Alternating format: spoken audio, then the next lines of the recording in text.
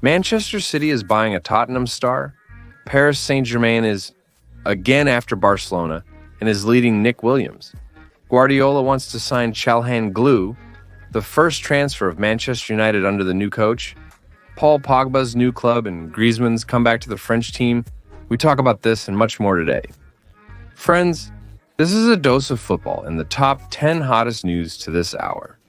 Charge your royal likes already according to our good tradition. And if we collect 5,000 today, a new video will come out tomorrow. And of course, I wish you a pleasant appetite and a pleasant viewing. El Walker has given up this season, and notably, I don't know what it's connected with age or injuries, or even with family problems, possibly even all at once. Kyle repeatedly cheated on his wife. She forgave him each time, but he continued to cheat in a vicious cycle. And also, Walker's lover now demands some crazy payments from him. In this season, APL Walker played all his matches. On average, he played for about 60 minutes per game. Moreover, he probably wouldn't have played at all if the main Rick Lewis hadn't been so exhausted. The young soccer player is unaccustomed to the training loads and can't manage the intensity of a pro-level schedule. But when the more experienced Walker comes out, it seems that it was still worth letting the tired Lewis go. Walker, a classy footballer and one of the best right-backs in Premier League history, is now doing more harm than good to Manchester City. He has become slow, unable to always return in time, as Adama Traore recently destroyed him in counterattacks. Plus, Kyle has started to get cut more often, but this is more of a structural problem. It's not a fact that Walker is to blame here. The defender is no longer a piece of cake for City, who are considering selling him. Reports suggest the city's leaders are dissatisfied with the Englishman's performance, and they are planning to sell him right after this season. A replacement for Walker has been found. Kyle came to City from Tottenham. That's where they'll get a replacement for the fullback. According to Todd Fichajes, the bosses and Pep Guardiola approved Pedro Porro's transfer. But he probably won't be bought this winter. Tottenham will do everything possible not to lose the leader in the middle of the season. The Spaniards will hold out forcefully if necessary. But in the summer, if he wants to change teams, they will react more loyally. Postecoglou doesn't like players who are not interested in his project. The key is for Manchester City to pay Daniel Levy the required sum for the transfer. Walker, who can return to Tottenham if he wishes, will be followed by the lateral. If he approves the deal, Kyle definitely does not intend to end his career. Pep Guardiola has spoken more than once about his desire to work with the national team. With rumors of the Manchester City coach's potential exit in a year or two, it appears the time has arrived to discuss it. An authoritative publication confirmed that the coach is completely drawn to football at the national team's level. And with a high degree of probability, he will head one of the teams after the World Cup in the United States of America.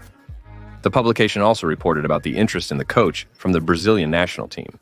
However, according to the information, the last contacts of the Pentacampeões and Guardiola were even before the appointment of Dorival Jr., the current coach of the Brazilians.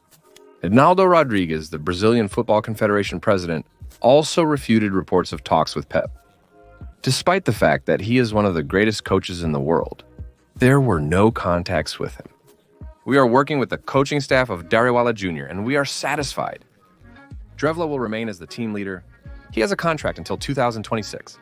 He's acting until the World Championship. Everything depends on him. Only Rodrigues doesn't seem to be telling us the whole truth. According to the data, the Brazilians were in contact with Guardiola and not too long ago. The pentathletes are underperforming under Dorival Jr.'s leadership. The team's performance is quite unstable. The America's Cup failure confirms this. And I won't be surprised if the Brazilians show something similar at the World Cup, after which they will fire Jr., and they will try to invite Guardiola. But Pep likely dreams of coaching the Spanish national team himself, no matter how well Luis de la Fuente did. And possibly the national team knows something about this. If the Euro campaign was so successful, why haven't they renewed de la Fuente's contract yet? The coach won the European Championship, but he still gets paid as if he continues to work in the youth team. Strange, isn't it? De la Fuente's contract ends after the World Championship in the United States of America. Just then, when Guardiola, who still has ties to the national team, leaves Manchester City. Nick Williams has long been ripe for a promotion, which he confirmed again at the Euro. Bilbao's attack is largely built through the young man and his ability to carry the ball. And this is with very strong partners nearby. Nick's brother, Iñaki, was no less a tasty morsel for top clubs in his time. Everyone had already placed bets on such a tasty lot. In the end, Iñaki stated that he had no intention of leaving the athlete. Whether he did the right thing depends on one's perspective. Iñaki didn't give up on the athlete, as the club had helped his family escape poverty. Williams are runners from Africa. But for a long time, Nico and Iñaki didn't know about this. And when the parents finally told the story about the deadly, dangerous path to the new home, the children loved the athlete even more, who was already adored in the Basque country. Iñaki stayed to help the club, but he definitely harmed his career by doing this. It's not about money, but about competition and new challenges. Stronger partners in training and matches make you more versatile, mentally strong, and simply a more technical player. You don't have to go far for examples. Look at Alexander Golovin. He adapts to the Russian national team much faster than others. Before his transfer to Monaco, there was no such difference. In short, Iñaki decided that athletics is more important to him not only than money, but also self-improvement and ambitions as a footballer. Nika has not yet made up his mind. I don't know what exactly happened in the summer, but in Barca they say that it was Williams who refused the transfer. But it's quite possible that Blaugrana simply didn't have the money to buy him. According to Todd Vichahez, 3 clubs may sign Wenger during the winter transfer window, and Barcelona is not on the list. But Paris Saint-Germain, Arsenal, and Chelsea are. Luis Enrique needs quality alternatives to Barca and Ousmane Dembele on the flanks. For competition, rotation, and in case of injury, Barca has greatly improved. He's a top star in League One but struggles in the Champions League. He's either lacking class or confidence. Yet he has shown at the Euros that he's not afraid of difficulties. Therefore, he will be a great option for any of the contender clubs. Hakan Çalhanoğlu could play as a mainstay for almost any club. Yes, probably in any at all. Even in Manchester City, Pep would probably just figure out a way to combine Rodri and Hakan, rather than refusing to use the Turk. Moreover, Hakan Çalhanoğlu can play closer to the attack, not just as a regista. But at Inter, he blossomed in this role. Just fantastic passes have been Hakan's feature throughout his career. He is capable of perfectly calculating the trajectory and throwing it to a running partner so that he doesn't have to adjust to hit the ball. Çalhanoğlu, like Registi, has an excellent vision of the entire field. And what cannons he has! Sometimes it's a real pity for goalkeepers, who seem to be doing everything correctly, but still concede goals. Because after Çalhanoğlu's strike, the ball often rolls right in front of the goalkeeper's profile. When Inzaghi started using Hakan in the defensive zone, the only questions were whether the Turk could handle the workload without the ball. And will he be resilient enough in the selection? Of course, Hakan is not Rodri, and not even Tchouaméni. He doesn't have such an impressive physique, but cool-headedness and calculation matter more than muscles. In short, Çalhanoğlu knows how to do everything on the field and at some prohibitive level. He would be playing in the Grande if not for his character issues. He's a scandalous and very high-flying type of guy.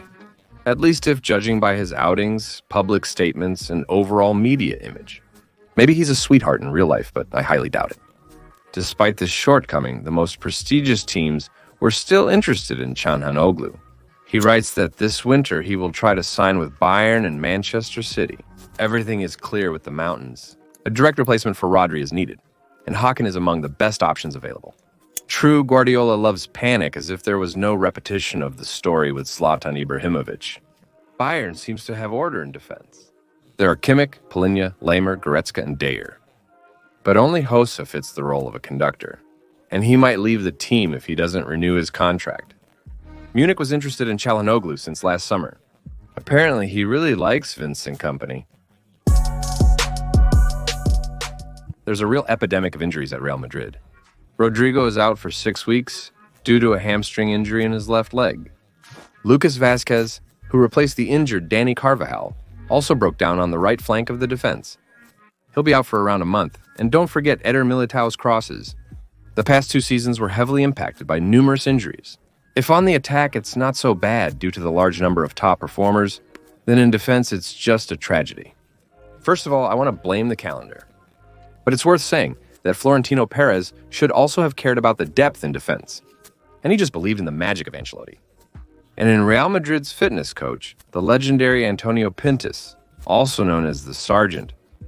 However, Pintus's intense and extremely demanding training sessions might have led to the players' injuries. According to Releva, the Madrid players began to doubt Pintus. Antonio struggles to adapt the team to the modern, extremely dense schedule. Of course, he brings the footballers to a completely different level as long as they are healthy. Only his workload plus the current volume of matches is a sure way to end up in the infirmary. And there's also a good chance of getting some sort of chronic injury. For now, Pintus enjoys the full support of the management. But some players believe that Pintus's approach at the start of the season has thrown the team far from its level. And they call Pintus's so-called method a myth and want to change the perception of it. Many believe Antonio played a significant role in the club's recent successes. Determining if Pintus is to blame is a complex issue that requires thorough analysis and data that I do not have access to. This question should primarily be asked in real, but it is obvious that there is some connection between the injuries of the players and the process of preparing for the matches. And yet Pintus was called to help with the preparation of National Aeronautics and Space Administration astronauts. I hope at least there were no torn ligaments there. So the era of Ruud van Nistelrooy officially ended at Manchester United. The Dutch specialist leaves Old Trafford, taking his entire coaching staff with him. Under his leadership, the Red Devils played 4 matches, 3 of which ended in victory, 1 in a draw. Thus, Van Nistelrooy leaves undefeated. His farewell words as the head coach of MU also became known. You saw the class of our team on the lost balls. We rarely missed moments. We tried to stabilize after a difficult period, motivated the players, and restored their confidence. I felt responsibility and wanted to help MU become better. This was my goal. 3 victories and a draw is the standard for the club's growth. The connection with the fans was noticeable. And that's the real essence of United, said Van Nistelrooy. Ruben Amorim will take his place. If he manages to get a work visa, the Portuguese will soon start working with the team. But not with everyone, as the break for international tournaments is starting now, and most of the Red Devils players will disperse to their national teams. Amorim will have a little time to prepare the team for the new game model, and there is a lot to change. From the first matches under Amorim's leadership, Manchester United plans to switch to a scheme with 3 central defenders. Some players will have to master new functions, as the current squad lacks performers for this scheme. Changes and a staff shortage could lead to difficulties at the start of his work. And you can imagine what a fuss will start if the team starts to flounder. They say, why was it necessary to kick out Nistelrooy, under whom everything was going well, and the team was showing beautiful football? They brought in some experimenter whose game model doesn't suit us, and the team is messing around. From the start, Amorim will experience the full weight of working at Manchester United. He will have to get used to the high level of pressure, as the demand is great, and results are expected from the first game. Such pressure has broken many promising coaches. But Amorim prides himself on his psychological resilience and ability to instill confidence in the team, so he should be able to handle it. Or we're in for another tank battle. Ruben Amorim is not afraid to use wingers in complex roles. If Erik ten Hag created opportunities for flanking attackers to isolate and take on one-on-one, then Amorim's players often find themselves in extremely complex and demanding roles, where they not only have to receive the ball, bypass the opponent at speed to shoot or cross, but also have to think. Which of Manchester United's wingers can do this? Rashford? Well, not really. He sometimes forgets to turn it on even beyond the field limits, and he almost always just plays as he feels on the field. His talent is all that matters. The same can be said about Garnacho. Both footballers almost in every match draw attention to themselves and excessively indulge in dribbling when there are simpler and, most importantly, useful solutions. Mason Mount is a completely different type of player. He can read combinations well before they are finished. But at Manchester United, the Englishman is almost always in the starting lineup. Xerxes remains a forward, despite being able to play on the wing. Bruno Fernandes performs best in the role of a number 10. Christian Eriksen is likely to leave the club after this season. Nothing is clear yet about Amad Diallo. Ten Hag did not indulge his playing time. Anthony's a legend, but it may be insufficient for him and Moray. In connection with this, Manchester United plans to enter the market. Reports indicate that Manchester United has inquired about signing Christopher Nkunku from Chelsea. The Frenchman is unhappy with his playing time. He has only played 154 minutes in the Premier League this season. Mainly, Enzo Maresco gives him practice only in the Conference League and the League Cup, where Nkunku usually performs and pays with goals and assists. Nkunku has not yet decided whether he will change clubs, but he is doubtful, and that is enough for MU to get involved. The player is classy and versatile, capable of playing any attacking position. Not only did he come to Chelsea at a bad time, but he also nearly became disabled in just one season. Chelsea overhauled their midfield at a loss to address clear issues. And Nkunku has already suffered so many serious injuries that it threatens to overshadow his entire career. And how did Christopher pull off RB Leipzig? When Chelsea activated Klausla and bought him for 60 million euros, everyone thought the Blues had invested successfully and got the player for a bargain. In the past season, Nkunku had 33 goal actions in 34 matches. In the APL4 for 2 seasons. Such a player should not only appear in the Champions League and League Cup. And if Lenzo Maresco doesn't give him a real chance to show himself in the APL, Nkunku should go to MU. Paul Pogba may return to the APL. The Frenchman recently won an appeal in the arbitration court against a 4-year disqualification decision. The punishment period was reduced to 18 months, which means that the midfielder can return to the game by the end of winter. He is now discussing the termination of the contract with the Juventus management. And apparently, the negotiations are going well. If everything goes according to plan, Pogba may be able to sign a contract with a new club in the winter transfer window, and he has plenty of options. According to journalist Dermesh Sheth, Pogba is interested in clubs from England, Europe, Saudi Arabia, and the United States of America. One of the fans even noted in the comments that he would be happy to see the Frenchman in Tottenham. The central line of Londoners is not the most stable right now, and Pogba could become a great reinforcement for the team. However, the question of his physical form arises. It's unknown what condition the Frenchman is in after a long absence from football. Pogba himself recently made a reassuring statement. This will be a new, possibly even better Pogba. I've become more hungry and determined. I feel like a kid who wants to become a professional again. That's what motivates me, the player said after the verdict was announced. Pogba was even ready to lower his salary for the opportunity to stay at Juventus, but the club declined this offer. The new coach, Thiago Motta, conducted a serious purge of the squad, removing all the lazy and unstable ones, and he would hardly need a 30-year-old halfback who had missed more than a year without football. Nevertheless, some clubs are ready to sign Pogba, considering his past merits. In addition to Tottenham, Corinthians also shows interest in Pogba. It is reported that the club's main sponsor is ready to finance the Frenchman's transfer. Earlier, this company helped to sign a contract with Memphis Depay, who is showing good results in Brazil. Thus, there are enough options for Pogba to continue his career.